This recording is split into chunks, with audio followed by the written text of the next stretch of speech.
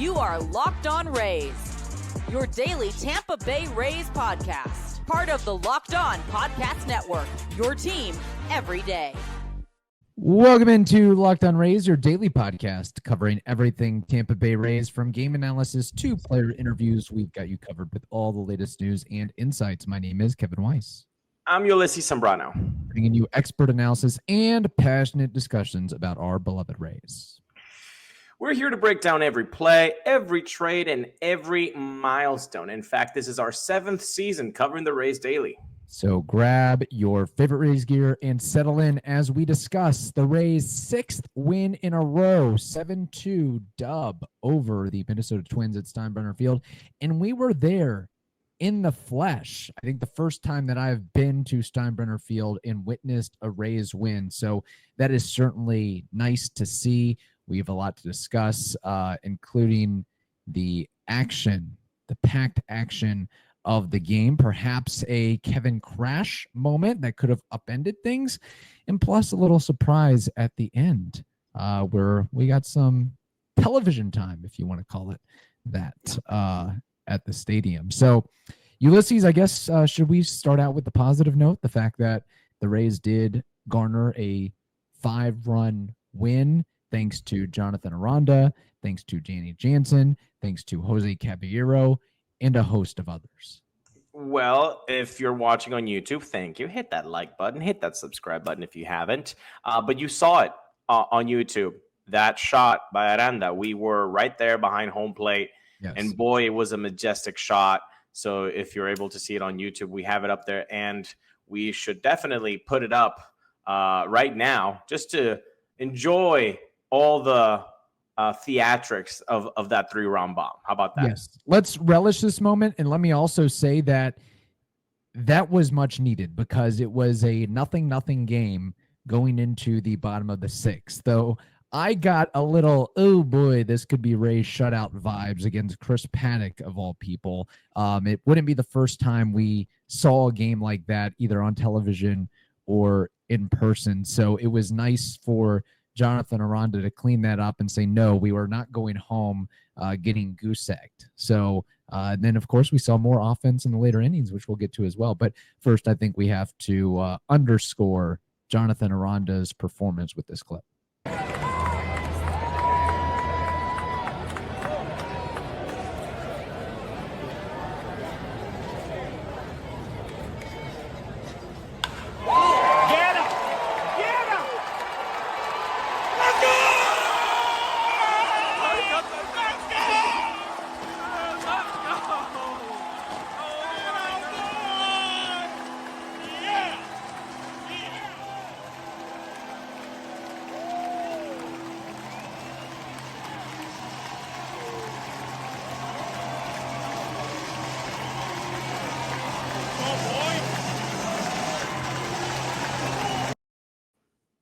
Mark my words, Jonathan Aranda will be an all-star this year. Yes, I like it. I dig it. I'm in. Let's speak it into existence. I mean, he's batting .302. He's got an .872 OPS. He's been seemingly on fire the entire year, and it doesn't look like there's any time where he's going to be slowing down. As long as he's in the lineup versus a righty or a lefty and playing first base or DH, I think the Rays are in a good spot, and he has deserved that cleanup spot in the order based on his track record from March, April, and into late May. I just don't see right now how you can sit this guy down. There's no more ifs, buts. I'd rather see him right now go 0-for-4 against a lefty than the alternatives right now, because he is your best guy right now on there. Maybe not historically in that lineup. You can say maybe Yandy or Brendan Lau, or you have hopes for Junior Caballero, but right now it's Jonathan Aranda. And so I don't see how you would be able to sit him down, I think, as often as we've seen this season. But no, that was tremendous showing, because like you're saying, it's getting into the later innings. You know, the bullpens are starting to warm up, but that last bit of Chris Paddock was still, holding on. Right. And then you were able to come through with your big guy. And Jonathan Aranda is that guy. And boy, that was a majestic shot. That was a majestic shot. And he had 2 strikes to his name. In fact, a lot of the Rays runs were scored in clutch situations. I mean, you had Danny Jansen with 2-out homer, Jose Caballero with a 2-out RBI. So that was really clutch performance by the Rays all around. And I mean, the lineup top to bottom really contributed. In fact, fun fact here, every starter in the Rays batting order had a hit, all the way from Chandler Simpson at the leadoff spot, extending his hit streak to 11 games. It took his fourth and final at bat to do so, but he did it. And then Chris Morel even got a hit as well. Looked like it could have been a home run. In fact, what inning was that? The bottom of the 8th, where the Rays put a four spot out on there. Man, they really made that left fielder work. Whoever that was, I can't recall who that was. Let me see if I can give that. Well, it could have been a combination of guys. It could have been Larnack and, well, I guess just Larnack maybe. But it was first Caballero, then it was Jansen, and then it was Morel. Correct, in that order. Yes. It was crazy. So that's what you needed to do, man. You needed to stamp out a little bit more of an offensive punch here, and they were able to do that. But once the game got a little bit close at 3-2, you were feeling it like it's either going to be grab the Pepto-Bismol because Fairbanks is coming on, or we can scratch 2-3 more runs, get those jug runs, hashtag Madden, and feel a little bit better about yourself. And they were able to do that, man. Which brings us up to the next point. We may have a Kevin Crash moment that we have to deliberate. For the win. That's great. 6th in a row against a good team. This isn't against the White Sox. This isn't against the Marlins. This isn't against the Rockies. This is a solid ball club in the Minnesota Twins. I know they're without Byron Buxton and another couple pieces, but so are the Rays. The Rays are without Mangum and Kim and just the list goes on. DeLuca, we can go tit for tat with that. Which, by the way, if I can make a note before we go into the Kevin Crash moment in the second segment, I like the vibe of Jose Caballero playing shortstop the entire game, and we didn't need to see one inning, 1 minute of Taylor Walls. It worked this evening. In fact, out of it, we saw Junior Caballero make an amazing play at third base, which how many of those have we seen this season?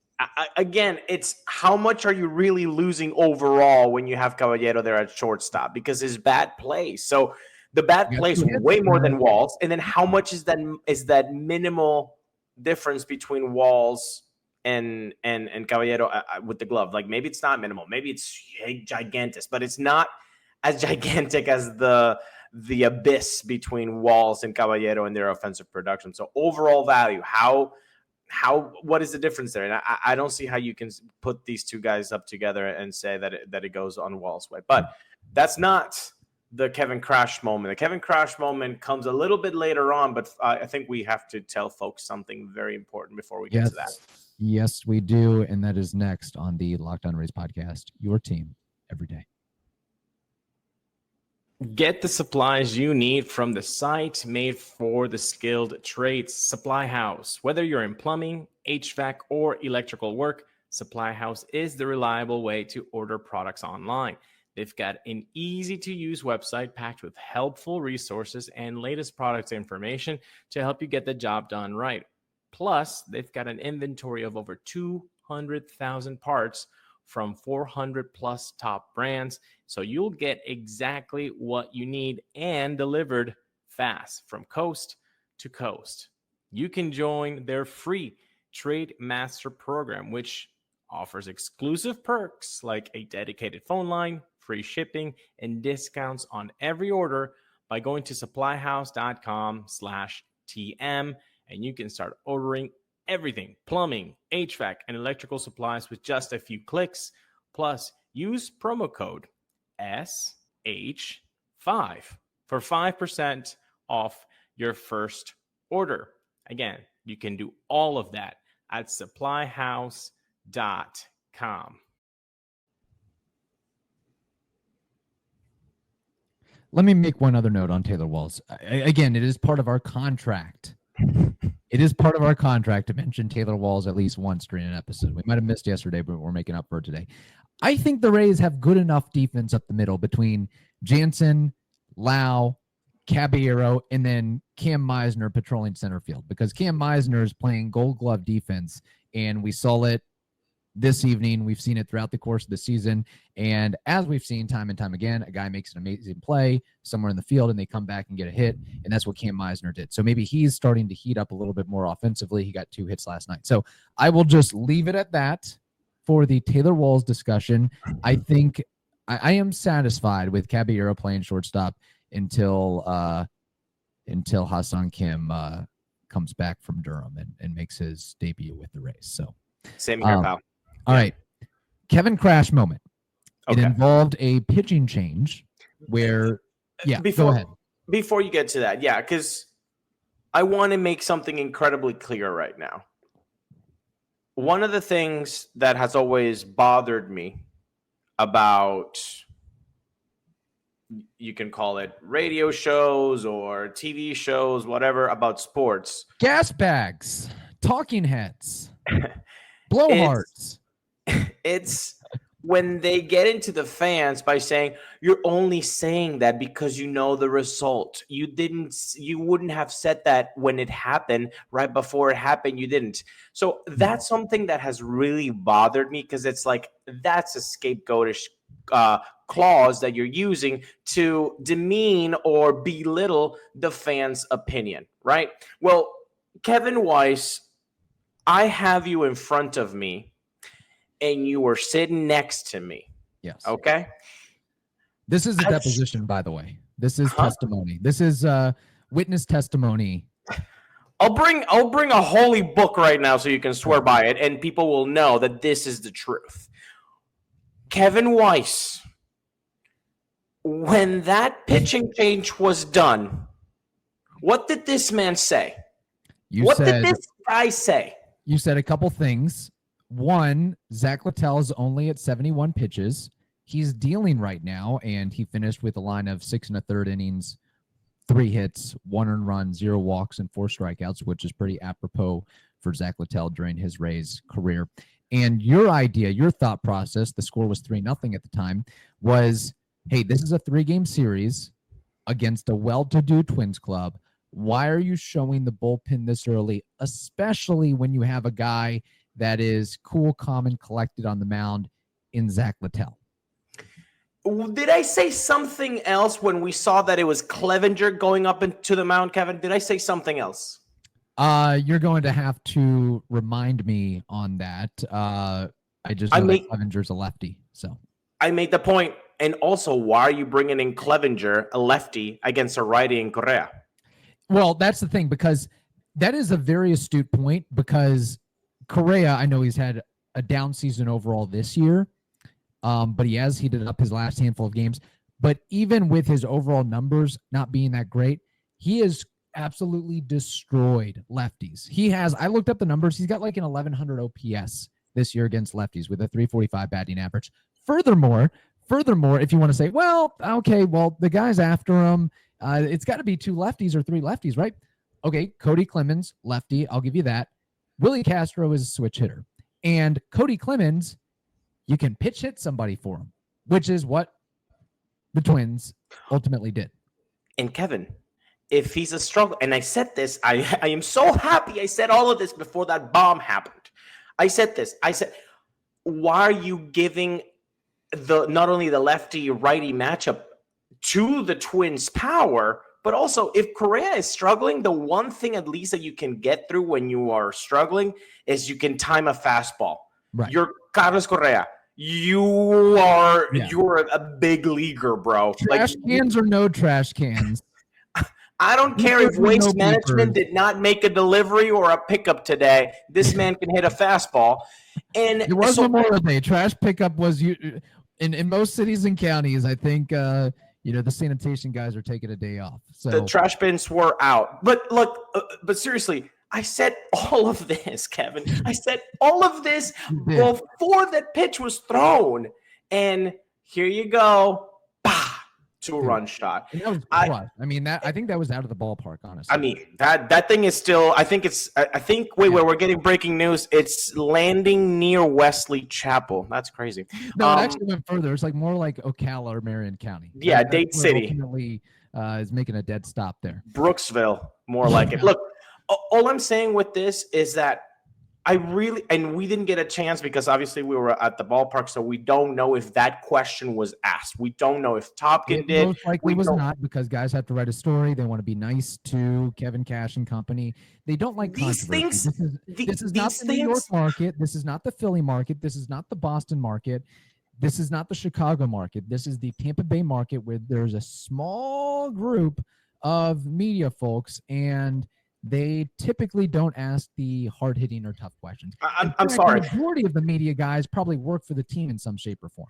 I'm sorry. I cannot abide by that. I cannot. That is a very baseball 101 question. Why did you bring Garrett Clevinger when Zach Littell was at 72 pitches, and the only thing that had happened during that inning was a hit by pitch?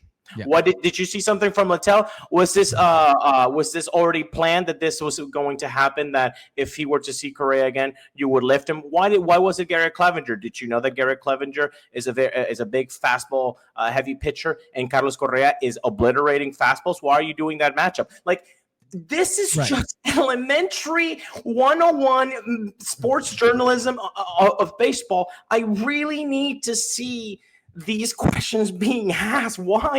And if they're not going to be asked, I need someone to tell me why they're not being asked. And it better not be, well, because we don't want to have like an awkward relationship with the person that we're seeing every day. If that's it, not good enough. No, you get paid to do a job, to put pen to paper or fingers to computer keyboard, and that's part of the gig. Is you got to ask tough questions and get honest answers and usable quotes from that, and no hard feelings. Both sides have a job to do. Now, the counter argument, if I will be fair, our buddy Brendan, who was watching the game with us, he was actually rooting. He's a Royals fan, but he was rooting for the Rays because they were facing the Twins. Obviously in the AL Central with the Royals. Furthermore, double whammy, his OKC Thunder are facing the Minnesota Timberwolves. So it's like a double anti-Minnesota evening, if you will. Sure. But his point of view, and he was a high school baseball player, so he knows a little thing or two about the game. Yes. Zach Littell had to wait quite a bit from the bottom of the sixth, or the top of the sixth to the top of the seventh, because the Rays had that 3-run output. So he was sitting on the bench for a while. In the review. And the other thing, too, is the old third time through the order thing. And I would have to go back. I have not, looked it up, but what are Zach Littell's numbers third time through the order? I would imagine they're worse than first and second time through the order, as with most pitchers. But, I mean, we've seen Zach Littell go the distance before. We've seen him pitch 7 innings in a 7 1/3. So I don't see what the harm is. This season, he's been the only pitcher to start the 8th inning. So, and we saw that 2 weeks ago. Okay, and then he got a little bit hit around it, and then they took him out. So it's not like, well, we can't stretch him out. No, you have stretched him out that long, and you have done it this season. To Brendan's point, yes, that is a great argument. Hey, look, it was a long time. But if it was a long time during innings, why would you bring him out anyway into the 7th?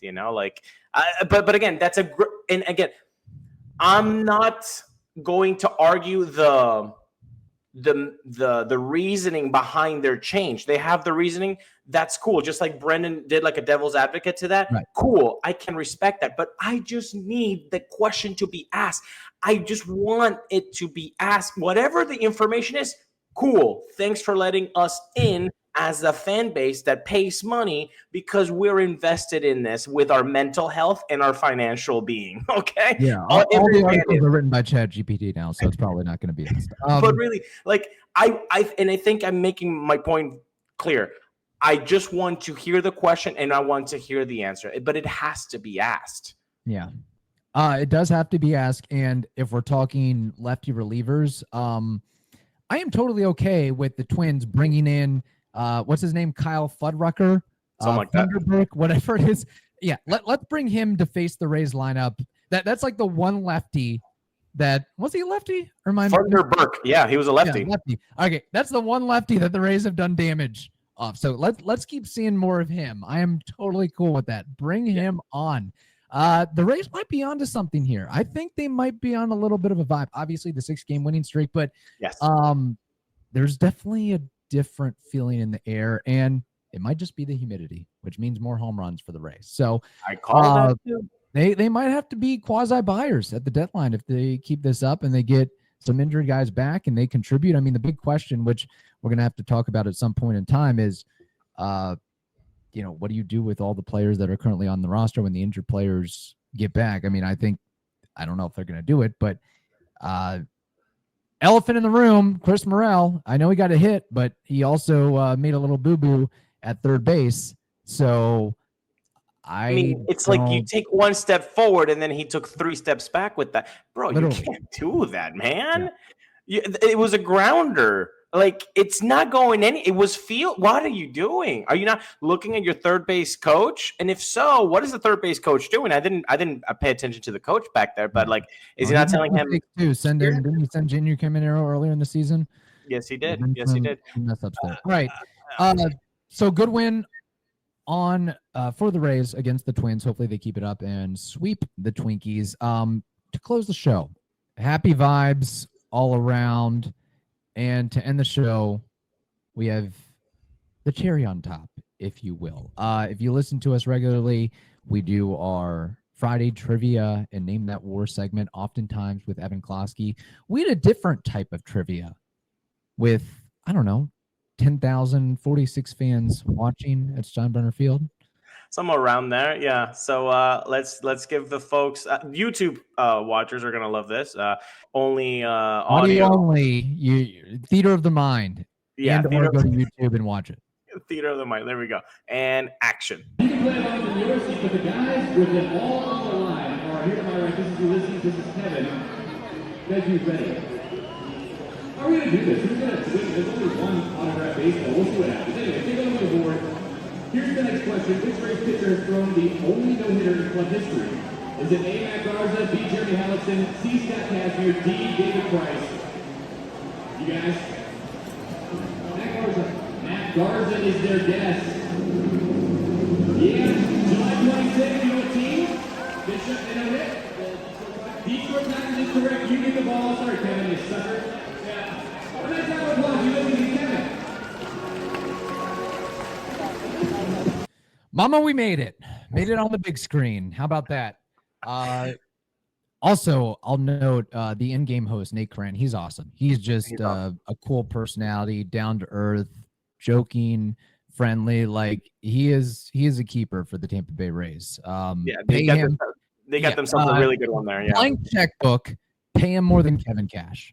Exactly. Do what you have to do, but he is an awesome guy. I know him from the USF days, and so we shouted out Nate, we shouted out Brendan. Let's also shout out Sandy and Brandon as well, who we saw at the game. So again, when we go to a game, we try to make it known, and we're willing to meet you for a brewski or a meetup or whatever it may be, and enjoy. But just a great evening all around on a Memorial Day too. It was, and also it began with kind of cool commandos coming down and landing at the field, which is something you don't see every day, which was pretty cool. 3 skydivers landing. X marks the spot as close as possible. One had an American flag. I think one had a SOCOM flag, and I think one had a Rays flag as well. So they did the old Halo maneuver, high altitude, low impact, or whatever it's called. I don't know. I'm not in the military, but there's a Halo methodology. Look at Kevin Weiss with that, with that lingo. High altitude, low opening. I think that might be the terminology. All right. Well, all the folks that might know that terminology, hit the comments and grade Kevin on his Army knowledge. It was cool to be there on Memorial Day, and a little hot, little steamy. We're feeling the humidity. Muggy. I mean, muggy is the word of the day.